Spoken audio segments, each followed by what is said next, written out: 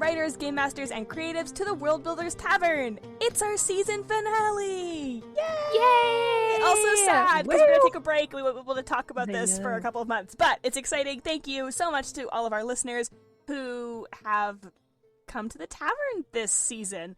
Who have anybody who is a previous listener to our old podcast, who's jumped over, anybody who's new. We appreciate all of you. We love having you at the table. So thank you so much for joining us. But getting the mushy stuff out of the way, we are now going to be talking about another show today. This topic was actually voted for by our lovely Patreon subscribers and our Twitter followers. So if you don't like the topic, take it up with the internet. But we you guys did this. This is not our fault. But we are very excited because today we're going to be talking about the House of the Dragon. Yay! If you have not yet seen this show, do be warned, there are spoilers ahead for you. Also, this show is a Game of Thrones prequel. If you're familiar with Game of Thrones, you will know that is all sorts of dark and twisted. There is sex, there's violence, there's nudity, there is assault of all different types. So our conversations may touch on these topics today. So we just wanted to give a content warning up front. If those sorts of conversations are uncomfortable for you, so much incest. Yes. Yeah. But we want you to take care of yourself. So if you want to sit out this episode, that's totally fine. And if not, grab an ale and pull up a chair and let's jump in. I am your friendly barkeep, Emma, along with Allison. Hello. And Christiana. Hi. And we are so happy to have you here. Cheers. Cheers. So, as I already touched on a little bit in the intro, this show that we're talking about is a TV prequel to the show Game of Thrones, and it is based on parts of Martin's 2018 book, Fire and Blood. This series begins about 100 years after the Seven Kingdoms are united by the Targaryen conquest, nearly 200 years before the events of Game of Thrones. Featuring an ensemble cast, the show portrays the events leading up to the beginning of the decline of House Targaryen, a devastating war of succession known as the Dance of the Dragons. What did you guys think of this show? I think I've said this on the show before. I don't like Game of Thrones. I've tried so hard. It feels like kind of mandatory reading if you're a fan of fantasy. You know what I mean? Yeah. Like I keep trying to watch it because I'm like, I should. Rotating in the world of pop culture, I should understand this. And someone pitched the House of the Dragon to me as if you couldn't get into Game of Thrones, watch this and it might get you into it. So I watched it and I was able to get through all of it, and it got me through the first season of Game of Thrones before I gave up, which is the furthest I've ever made. You don't have to watch Game of Thrones. It's okay. We absolve you. You're allowed to just live your life and never try watching it again if you don't want to. It's just so long and there's so much incest, and I can't. That would be a great tagline for the show, or like one of those reviews that pops up. So much incest. Yeah.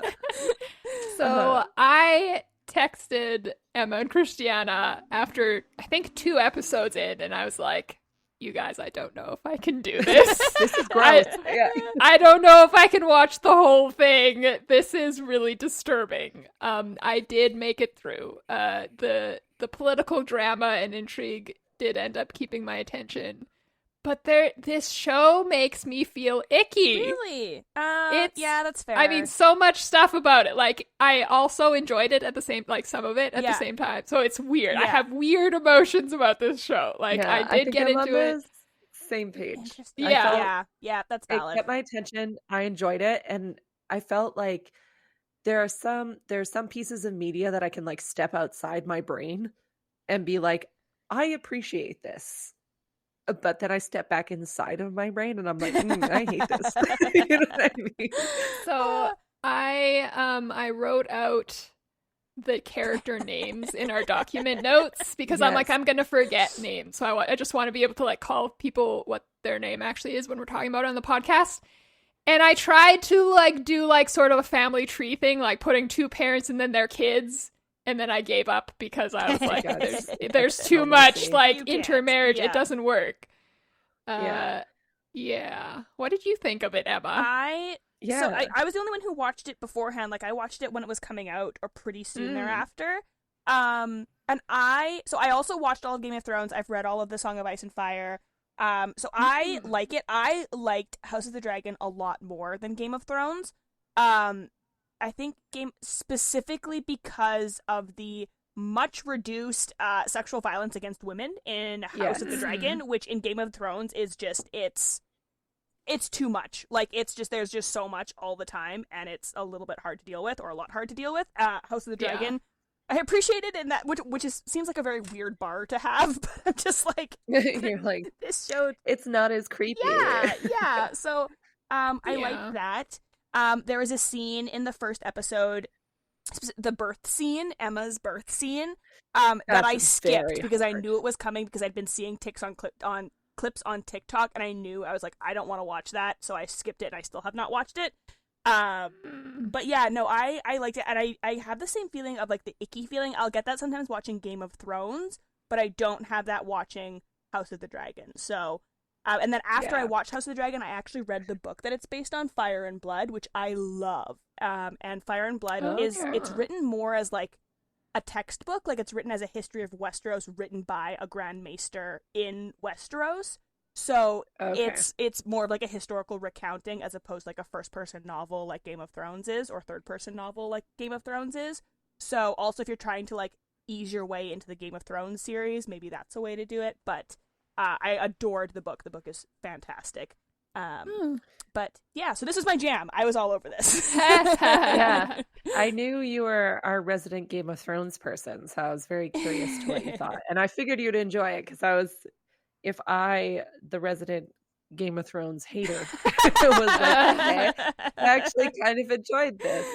And I'm like in between, because I like made it like halfway through Game of Thrones and then I stopped. So I don't know, I can't do it. One thing I will say with this, I think Game of Thrones is like very pure grimdark. Mm-hmm. Like it's really gross and really unrelenting about it. Yeah. This it felt like you were wading through raw sewage, and then every once in a while you would hit a patch of fresh water. And I think not in terms of like the storytelling or the characters or anything like that, but like the content. You're like, ugh, gross. Ooh, I'm clean again. Okay, I can continue, kind of thing. It's kind of interesting, Christina, that you're a big horror person, but maybe not as much grimdark, whereas I like grimdark stuff, but I'm not so much a horror person. Yeah, I'm a little surprised. I actually thought Christiana would be really into you would think that those two would overlap, but when you actually think about it, they're like, there's not necessarily the same thing all the time. Yeah, so it is, they're different. Interesting. I'm also the kind of person who doesn't like horror movies that are, there's some like giallo films and things like that where the horror aspect is just a woman being brutalized for 2 hours. Yeah. I think it's disgusting. I don't care. Yeah. Like that's not horror to me, right? And I think I kind of have the same approach with grimdark. Like I think there are some stories where it kind of has to happen. Like you're building a brutal world, you need to show brutality. Yeah. And I think House of the Dragon actually did it quite well. Yeah. I think the weird stuff about childbirth, there was a lot of weird things about childbirth in this series, which grossed me out, but I was also like, damn, like if I was just in a stone castle, you know what I mean? Like it's kind of realistic. Yeah. And it would also be weird to pretend like, and then they delivered a baby and everything was fine. I'd be like, no, there's like no sanitation and there's a bunch of dragons outside. You know what I mean? Yeah. I'd like to talk about, I have like 4 or 5 moments that got super big emotional reactions. Let's hear them. Me. Oh, I'm curious. So like, let's see if I can remember them all. So one of them is, I'm not going to get them right in time order, so I'm sorry. When, I gotta look at the name. Rhaenyra. I often confuse her with her aunt. Oh, Rhaenys. Yeah. Rhaenys. That's fair. There's too many too similar names. Yep. Thanks, George. So this is that. later in the story. Yeah. When she is pregnant with Daemon's kid. Yep. And has the stillbirth. That got a visceral reaction out of me. Like I was just like, this is horrifying. To watch. So if you are you know, a mother who has gone through that, this would be even worse. There's like, a lot don't of watch birth this. trauma in this show. Like, Yeah. multiple that's what I was characters saying. dying or, like, having horrible experiences and, like, their wishes not being listened to in childbirth. Which is, like, still a lot of things that happen today. So, yeah, if you have any sort of sensitivity to that, do not watch. It will be bad for you. Not. I agree with that, though. Like, Rhaenyra's stillbirth, that was one where, like I was saying, it felt grimdark for a reason. Yeah. Like, that was where I had a very, very intense reaction to it. But I was like, that also, it makes sense, and it would be weird to not show it. But it, like, you know what I mean? I think that's one of those moments where it was like a serious, gross reaction. But I was like, I get it.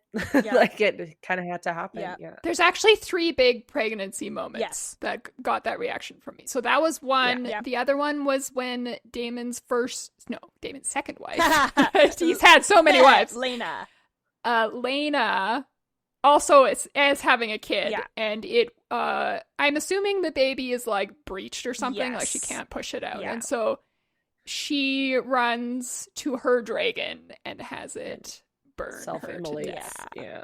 That was like, I really liked her character. I thought she was wonderful. I did too. That was just like, that was also like, I hate to say it because it's such a sad scene. That's so metal. Like, oh my god. Oh yeah, like for her to do that rather than just like laying dead. And that does not happen in the book. So she does not. She dies in childbirth. I think she actually dies much more sadly in the book. She like runs from the birthing chamber, but then just like dies by herself on the stairs or something. Like it's that's awful. That's worse. So this is much better. A lot of the changes that they made, I thought they did a great job of. Like, I think almost every change they made was better. But yeah, so that was one of them. It was like, she got much more agency in her death in the show. Yeah, I think that's why I appreciated it a bit. I was like, okay, she has agency, also so badass in a weird way. Very, she's amazing. She's so cool. Shiny and chrome, riding to Valhalla. Oh yes, I hope she's in Valhalla with the war boys. Someone write that fan fiction. I need to read that. I'm sure it exists already. I'm Googling as we speak. Sorry, Allie, continue. Then the third birth trauma was very beginning of the show when Viserys Targaryen, the King of Westeros, his wife has a baby, and the surgeons, whatever the doctors are called, ask him, ask him, like, do you want us to basically cut the baby out? Like, no, the wife won't survive it, but you might save the child. And he ends up making that decision to do that, and you see her realize, like, what is happening, and just say, like, no, like, don't do it, like, and it's so traumatic. Oh my goodness. That's the scene I did not watch. I just knew, like, her begging while it happened. I'm like, that's the part I cannot handle. Like, if she had just had a horrible like death and then whatever, that's fine, but it's the like pleading and being ignored that I'm like, I cannot do it. I did really like with Lena in the exact same situation. They do the same thing. The Maesters ask Daemon, do you want us to do this? And he says, will she survive? And they like he shakes his head, and Daemon's like, no. Like, I'm not, I'm not a monster or whatever. And that made me think better of Daemon for a moment. But then comes my fourth really traumatic moment, is when Daemon like chokes Rhaenyra. I can't remember why. Because she reveals that Viserys told her the Targaryen prophecy, and he never confided it in Daemon, and that was just like such really a blow to Daemon, and then he like takes it out on Rhaenyra because he's. I was so traumatized by that because I'm just like, your husband, your partner is supposed to be like your most, safe person. And Daemon sure ain't safe. No. I had hopes for him, but he also groomed his niece.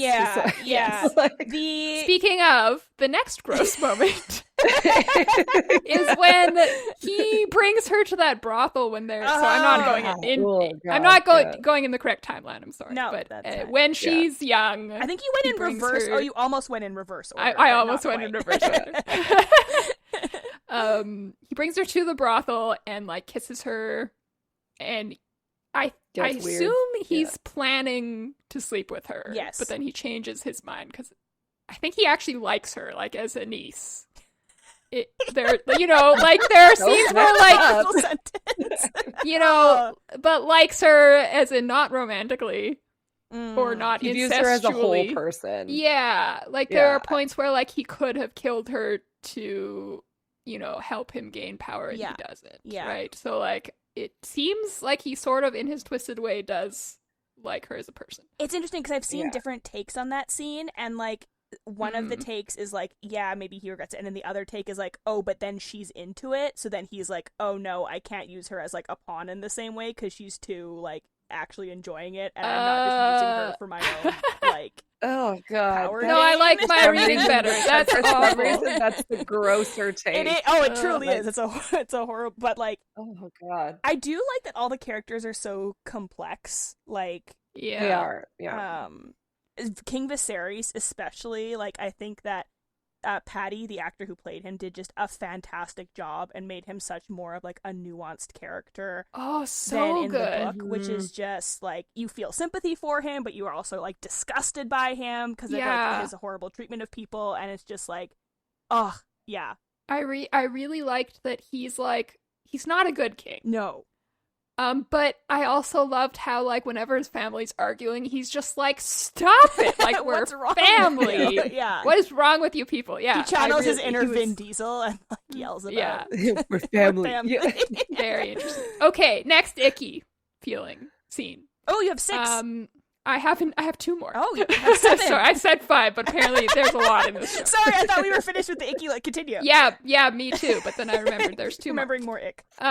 Okay, Larys Strong. Oh my goodness, who is the worst. The younger son of Lord Lionel Strong, who was the king's master of laws and then becomes the Hand throughout the show. Ooh, yes. Brother to Harwin Strong.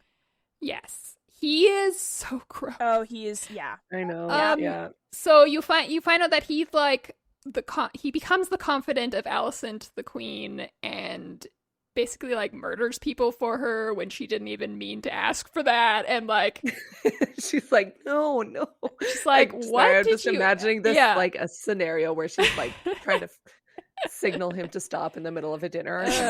So okay, pour him a drink, not murder him. I understood that their relationship was like shifty. Yeah. And then quite later in the book, there's a scene where he comes to tell her something, and she starts taking off her socks and her shoes, and I'm like, what is going on here? And then she takes them off, and he's staring at them, and then he like masturbates while staring at her feet, and it was like, okay, so this is how she pays him for information. It's just, and she's clearly like repulsed by it. She like does not. This is not a consenting thing that she's into. This is like. I think that's what made me the most grossed out in that scene. Oh yeah, where I was like, if she was like either neutral or was into it as well, I'd be like, yeah, okay, that's weird, but that's your business. But the fact that she's like repulsed by it, I was like, oh god, just stop. I fast forwarded through that scene. Oh my goodness, it was so gross. Yeah. And then my last one is not icky, but it's the one I think I had the most emotional response to. And it's like basically the last scene of the finale, which was when where's the right name here? Aemond Targaryen, the third child of Viserys and Alicent, chases down Joffrey Valerian, or is it Lucerys? Lucerys. It's just Lucerys Valerian. Jacaerys and Lucerys is the younger one who gets They gotta quit it with these names. On his dragon, I know, right? Lucerys. And Aegon and Aemond, that's also confusing. Anyway, so he chases down Lucerys, who's got this really tiny dragon, and it's adorable. Dragon. It's so little, and Lucerys is also very little and cute and so nervous to go on his mission for the queen, for the war. And he does it, and he does a really good job, even though he's treated terribly. And then he's leaving from taking his message, and Aemond chases his down on his giant dragon. That was a really in the world. And you think it was a really cool scene. It was a really cool I will scene. Say. Yeah. Like the filmography. Stunning. Oh my goodness, so good. And you think, oh, maybe he's got away because they've gone through this chase scene of the two dragons chasing each other. And then the sky is clear and blue and beautiful. And this giant dragon comes in and just bites the dragon in half. And I mean, Lucerys is obviously dead, right? So, and the dragon. And that got me the most emotional reaction. I was just like, accident, like that Aemond was trying to pull his dragon. I'm like, yes. What did he think was gonna happen? I think it's like what he thought he had more control over his dragon than he did. Like he, one of Aemon's like biggest things, like he's always wanted to be a dragon rider. He's obsessed with dragons. He like has this. He gets the biggest dragon in the world. He like thinks he is like the shit, best. And like he just completely overestimates his control over his dragon, and he doesn't realize that like by initiating this chase, he's he's getting this beast to chase prey, and then he expects to be able to call her off, and then he can't, and you hear him yelling like, no, stop, and his dragon doesn't stop, which is like, also I only different from the intended book. to bully him.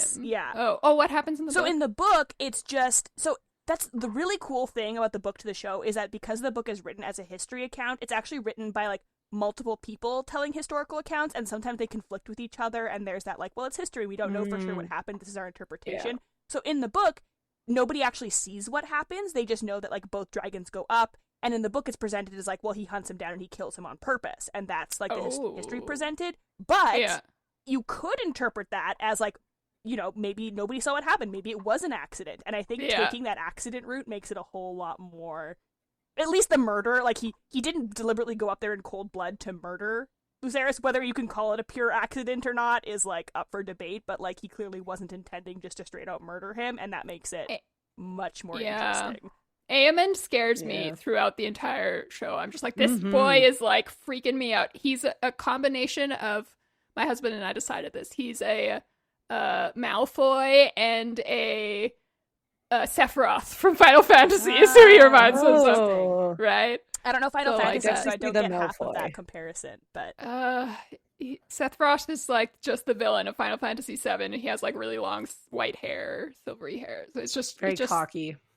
Kind of angular features too, like the actor. Anyway, see, I think though, I don't know, I felt that way about Aegon. Like, I hate Aegon, he creeps me out. Oh, I hate Aegon too, but in different ways. Yeah, but like, I don't know. I feel like Aemond could potentially be he could become better. And Aegon's like a rapist, but I mean, like, it seems like all the men are, so I don't know. It's such a, like... Yeah. Yeah. It's such a low bar for liking any of these characters. I've definitely... Like, Aemond... Where I'm like, he's you not... suck the least, I guess. He's not a cruel sadist, so, like, that's... going for him. He's just like, he's arrogant and he's cold, but I don't think he's like deliberately, and I think he would want to do a good job, but what he views as a good job might not be beneficial for like most of the kingdom. Yes. So those are my 7 most emotional moments. Now let's talk about the world building that made those happen. So one thing that I was thinking when I watched this is like, I know that incest was a thing that happened in history, like in medieval times or whatever, and it was common to like have these blood is so important, and that's like the crux of the show. But do we have to like put that in our fantasy? Can we? Yeah. Can we have not just ignore that part? I don't know. This one I felt with House of the Dragon, I was like, okay, this weirdly makes sense. Like that, it wasn't just like immediately in your face. I think that was the thing with Game of Thrones where I was like, oh, okay, first scene. But also in Game of Thrones, kind of in Game of Thrones, it was taboo. Like they were hiding it. Yeah. And here it's like, this is just how we keep our family strong. But I think from I think I accepted it a bit more. Yeah. Oh yeah, like, it's real. Yeah. Like this is actually what happened, but it's icky. I feel like sorry, so go ahead. No, I agree, it's gross, but at least in the House of the Dragon, I was like, this makes sense. I mean, you know and what I mean? part like, of the ickiness is like the whole point of the show is like that this blood, the blood is power, and like we have to keep the blood pure. I mean, it's right in the name. Yeah. So And I mean, they go into it more in the books and stuff, but like the Targaryens believe that like they're special and like their ability to connect with dragons and like is through their blood, so they don't want to like lose that power by like watering it down and then maybe we wouldn't is be that able to, like, what it is? I that's part of it. It implied that you had to be a Targaryen to be able to talk to dragons or like ride influence dragons. them, Yeah, and I wasn't sure. That's on that. That's what they want people to believe. Whether or not that's true has never actually like been confirmed in universe, but that's definitely like the Targaryen propaganda. Okay. And of course, what they would want people to believe. And I mean, also, so Targaryen and Valerion, so that's, you know, the other white-haired family. Yeah, because they which both is why they interbreed. Yeah, because they both came from Valyria, where everybody could do that, but now they're like the last families, and they don't want to like dilute that thing. So whether or not that's true, not sure, but that's definitely what in universe the belief is.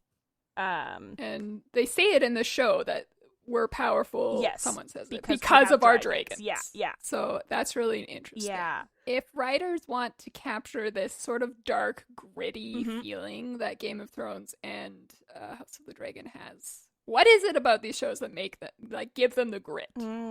What do you two think? I think a hallmark of kind of grimdark and grit is just kind of like a series of unrelenting bad things happening. Which I don't know why I like it. I've thought about it. But, like, it's just, like, everything keeps going badly. If anything starts to look good, it crumbles, and then stuff gets even worse. And it's just, like, that, like, your characters don't get a break. There is no let up, and if there's a break, it's a false sense of security, and then it's going to get worse. I think that's kind of the, like, that's where that grit. So, like, you can have that to different degrees. It doesn't always have to be, like, oh, their family members are getting murdered, but, like, you know, series of unfortunate events could even be like, you know, that's kind of a grimdark series, but it's a grimdark kids series, so it's not to the same level. I also think it has to do with the world building in the literal environment. Like, to me, when I think grimdark, I think like no character at any point is going to be like, well, that was a tough day, I'm going to go take a bubble bath. You know what I mean? Like, they're not hanging out on tropical beaches. No grimdark story takes place.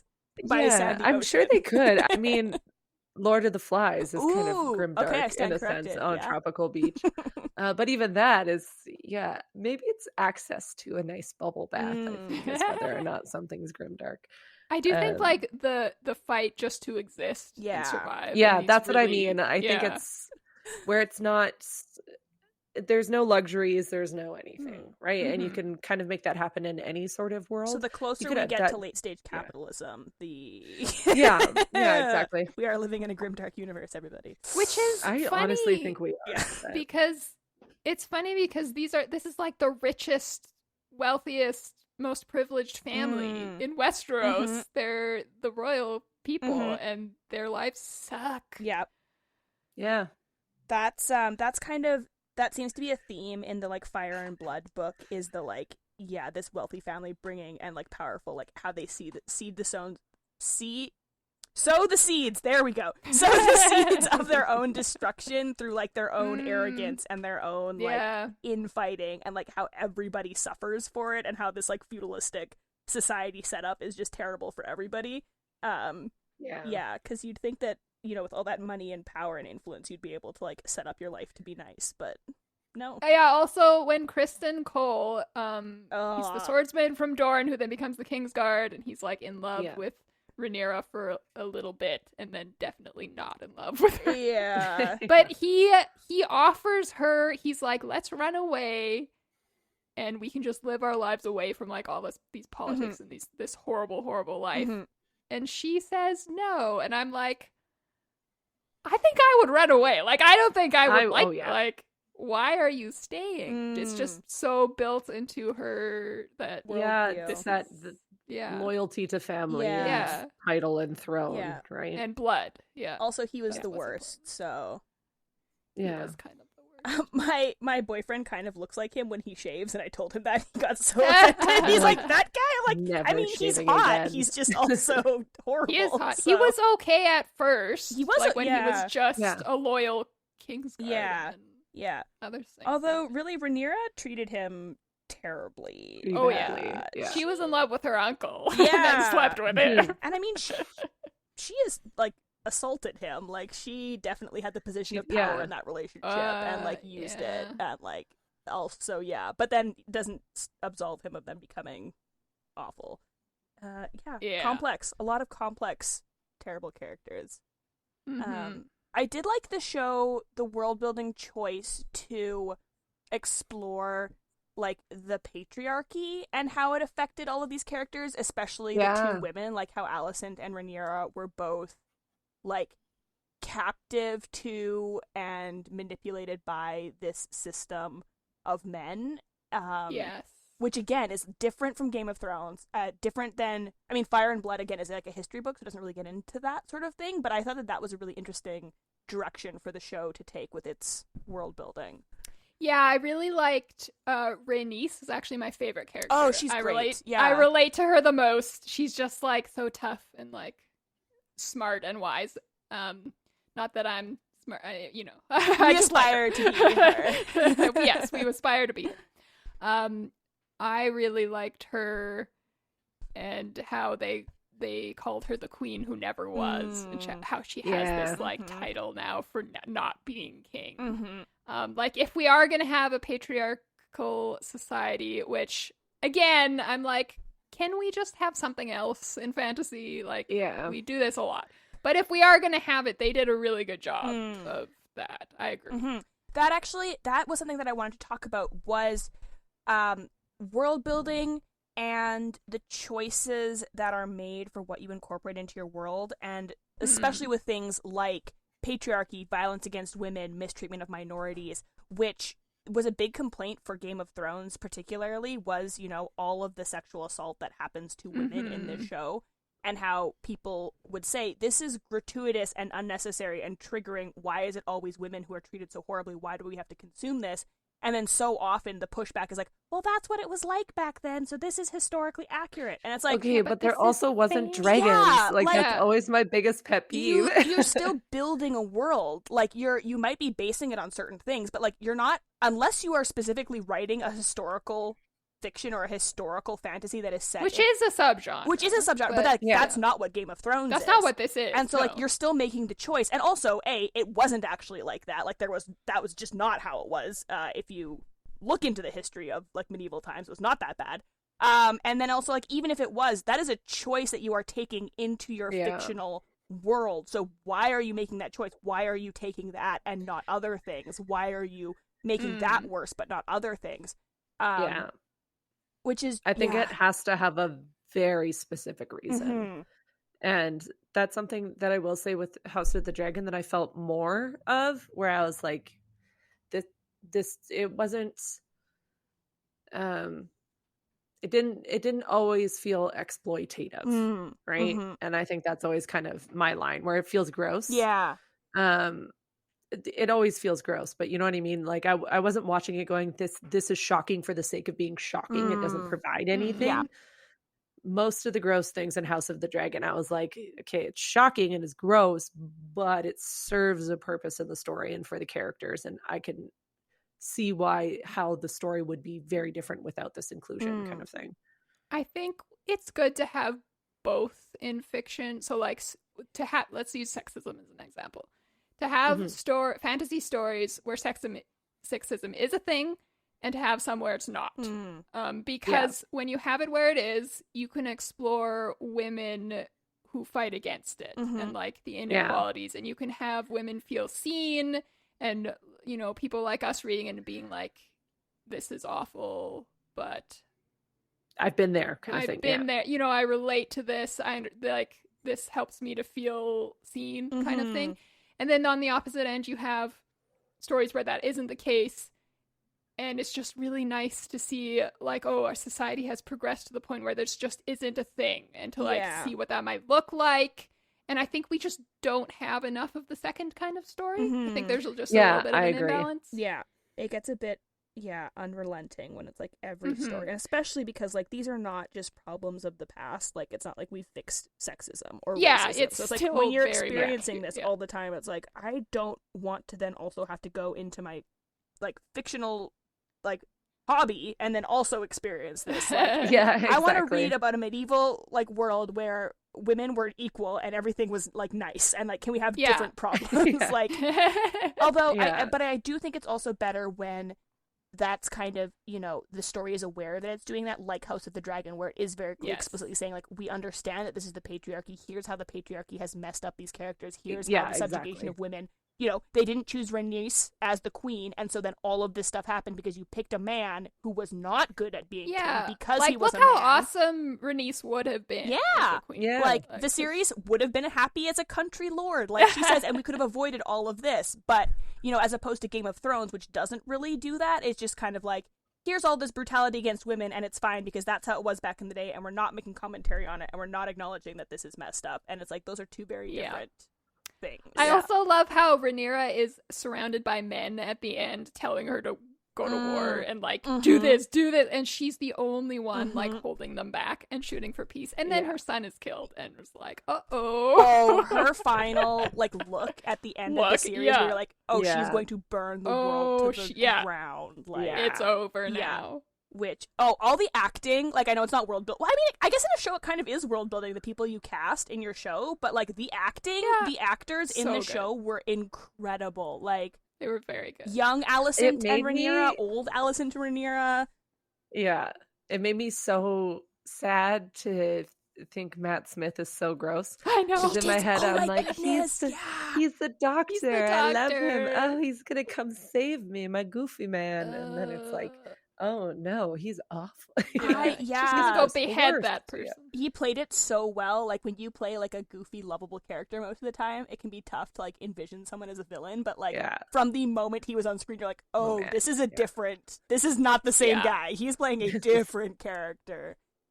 Great acting. Yeah. Also, I wanted to hear Emma's thoughts on the costumes. Ooh, I love the costumes. Because I love the costumes. The wigs were sometimes a bit iffy, like they weren't always, and they won. Had their moments. I think they won for best hair or something, which is a bit odd.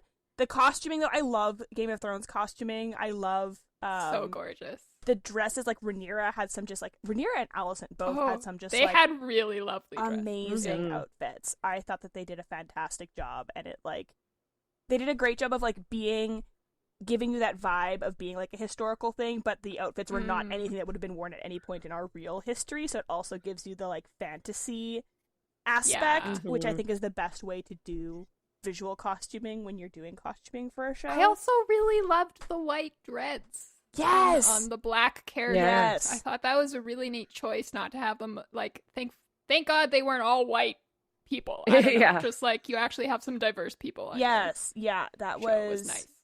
And like, see, that's an example of how there were people of color, and there was not like, you know, blatant racism was not a thing of the show. So like, it is possible. Of course, people online were very upset that they included black people in the show, as always, because the internet is the worst. But see, like, you can do that. You could also have women in your show and not have there be sexism. So it is possible. Not in this story, because this story is very much built around sexism, but for the listener, there's an example. An interesting choice that they made was in the books, Rhaenys actually has dark hair because she's a Baratheon before she gets married. Or her aunt or her mother is a Baratheon. Someone in her family is a Baratheon, so she has dark Baratheon hair. So that kind of makes the parentage of Rhaenyra's kids not quite as obvious because, you know, there is dark hair on that side of the family. They could have inherited dark hair, whereas in the show, that's why like, they took it out. Yeah, in the show, it's much more obvious of like, these are not his kids. Not their kids. Yeah. That would have added even another layer of like why they didn't pick her. Like she doesn't look like a Targaryen, you know? Yeah, that's a good point. Yeah, she looked the part in the show. Yeah. Oh, I love her. She's such a beautiful like person as well. I really don't want. So they seem to destroy every character that you love in these kind of shows. So like, I almost don't want to watch season 2. Like, is she going to do something terrible and make me hate her? Yeah, it gets pretty dark. Everybody just does horrible things. I don't know if she does anything horrible. But... I feel like given the Game of Thrones track record, that's probably what you're going to get. Death and destruction. But I just want one character to love. Just one. Oh, we had Harwin, and then he died. So he died good. He has a good person. In a fire? Well, like he died. He himself I see what he didn't have a good death. It's like, that was not a good way to go. I love the way they established his and Rhaenyra's relationship. Like, we saw them on screen for all of, like, 2 minutes together, and, like, you could just tell how much they loved each other, how intimate they were with each other, what a long relationship that was, which was incredible. I thought that was amazing how they managed to pull that off. I wish we had more of them. Yeah. Yeah, too bad. He's burnt to a crisp. No. Yeah. Okay. Yeah. We should probably move on. Does anyone have any last? Oh, I'm sure I do. Thoughts? I feel like I just want to give a shout out to Allison. I feel like we haven't talked that much about her. She kind of sucks, but she's also just such a victim in everything. Like, she was a really interesting character. Yeah. And I really liked how there was a conversation she had with her dad where she says, I've only ever wanted what you've told me to want. Mm-hmm. Like, she's only ever done what, like, he's told her to do. And she's been so clever and smart about it, too. Like, she's brilliant. Yeah. Yeah. And, like, just, she's not a great person, but she's also just, like, it's almost not her fault. Like, she's just been treated so poorly by everybody in her life and just used by everybody in her life. And it's just, like, this girl has never been loved. Like, ugh. I was confused why she was so mad at Rhaenyra for not telling her that Rhaenyra had sex. Oh. Rhaenyra, sorry. No, it's very... Because that's why she's mad, right? Because Rhaenyra lied. Maybe it's just because she lied. I think it's because she lied. Because Otto was already telling Allison, like, it's gonna be, like, her or you. You can't trust her. She's going to be the destruction of you and your children. And she's like, no, I can trust her. And then it's immediately like, no, you can't trust her. She's gonna lie about this. Yeah. Like, I think part of it, like, she is shown as being more devout as well. So I think that if Rhaenyra had been like, oh yeah, I did have sex, she would still have been, like, kind of scandalized, but I don't know that it would have done the same damage that her lie did. Yeah, that's fair. It, like, sets her off on her paranoid path. And, yeah.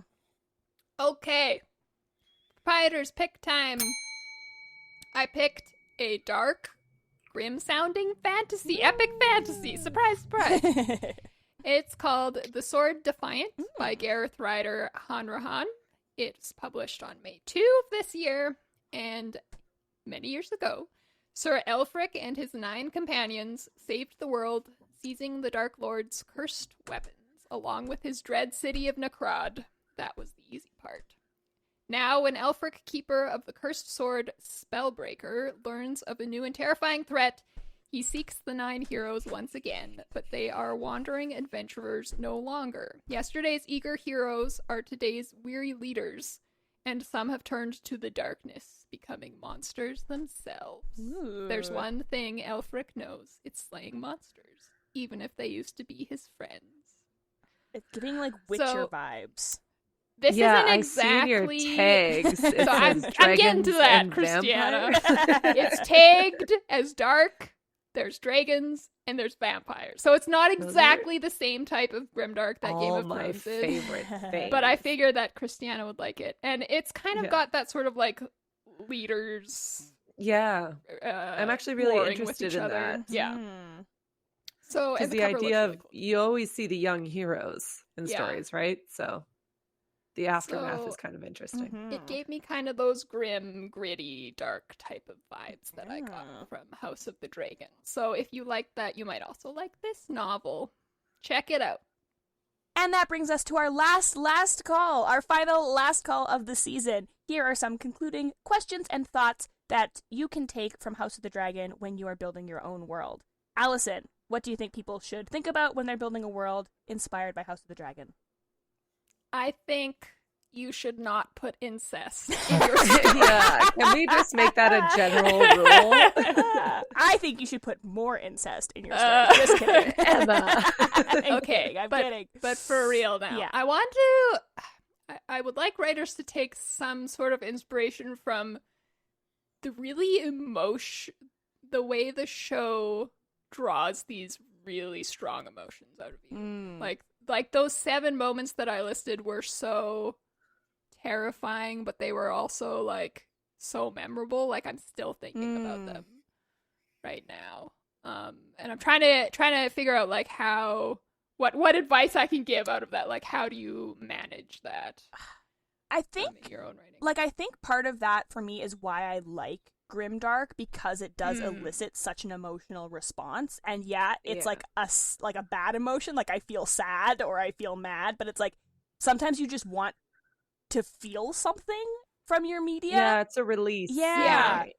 I think for this genre, it's a lot of what Emma was saying earlier, bad thing happening after bad thing, and just having your characters just try and survive it. Like, they're just trying to stay alive despite all these terrible things happening. And it's like, if you don't have that grit and guts to survive, you will not, because this world will destroy you. Yeah, put your characters through hell. Yeah, that's my advice. Easy, right? Christiana, You think you've done as much bad things as you can? Add something else. Yeah. Ooh, I will shout out Shelley Campbell's Under the Lesser Moon is also a great grimdark if you want to just be crushed by unrelenting horrible things. That's like a happy, I shouldn't say happy, that's the kind of grimdark I enjoy, where it was like, it was sad, but it wasn't exploitative or anything. Also, it was just fantastic. I'm biased, but that is a wonderful novel as well. So that's our hidden secret proprietor's pick in Last Call, is you should read Under the Lesser Moon. Yeah, so good. Christiana, what advice or probing questions do you have for our listeners? I think it's kind of tied to the whole idea of putting your characters through something, but what does the world demand of your characters, right? And so that could be something like, if this is a world where the patriarchy reigns supreme, what does that implication make for your female characters? Or if it's someone out surviving in the wilderness, if your whole novel is a survival story, what does that world demand of your character, right? Is it lack of water? Is it lack of shelter? I think the world is almost as much a character as the people within it. Yeah. And like, also, like, what does the world demand of your characters that's like not as obvious? Like the patriarchy, well, what does it also demand of like your male characters that like, you know, how it affects all of your characters? I'm just going to steal that. What Christiana said. No, I will. I'm just going to kind of reiterate a point that we talked about earlier, which is just, when you're creating a world, think about what you are including and why it's necessary, especially when it comes to things that are grimdark, when it comes to particular people or particular categories of people being mistreated. Ask yourself if it's necessary. Ask yourself what it does for your story.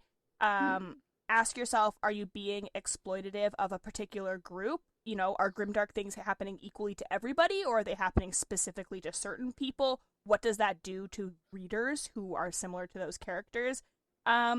And, you know, the excuse of it was like that in history doesn't really hold water. So don't... You should have a better You're writing a book. Yeah. You need to think about... And also, not only for the sake of, you know, being sensitive to people, but also it makes a better world. It's kind of lazy world building to just be like, oh, well, that's how it was. But why? Why are you including that particular thing in your story? Yeah. Your world can be whatever you want. Maybe your world doesn't have to have incest and brutalization of women. You are the god of your world. Take a step back and be like, what kind of god am I going to be? It can have those things. Just make sure you have good reasons. Yes. Right? Yeah. Totally. Oh my goodness, that's our last wrap up for the season. Season 1 is done. Oh my goodness. How did that happen? We got through it. It went by in a blur. Oh, we had a blast. Thank you so much to everybody for listening. Thank you so much to everybody who has followed our Twitter, who's followed our TikTok, who's joined our Discord, who's interacted with us in any way. We love you all. We're so excited to get to be here and just nerd out about stuff that we love. It's fantastic. Oh, and big thank you to our patrons on Patreon. Yeah, y'all buy us ales, and we couldn't be more grateful. So we hope that you will come back for season 2. It's going to be starting up in October. Over the summer, you can connect with us all the ways I just said. We've got a Discord where we have writing challenges and where we have discussions about writing and world building. We have our TikTok where Christiana will show you their lovely face and also their cats. They have the cutest cats in the world, and they are featured on the TikTok. So for no other reason, go check it out for that. We also have a Twitter where I will tweet things at you. Occasionally, I've gotten out of the habit, but we're going to be back to more regularly scheduled Twitter content. So follow us on all those things. All of our social media handles are in the notes. And have a great summer, everybody. Keep writing, keep world building. We can't wait to talk to you in season 2. We've already started our giant list of all of the things we want to talk to you about. Yes. Yes, so excited to plan that. Yeah. And I hate to say it, but folks, that is closing time. Thank you so much for joining us at the tavern for all of these episodes. We hope to serve you again here in October. Now scram. Bye. Get out of here. There it is. For the last time in season 1. Oh.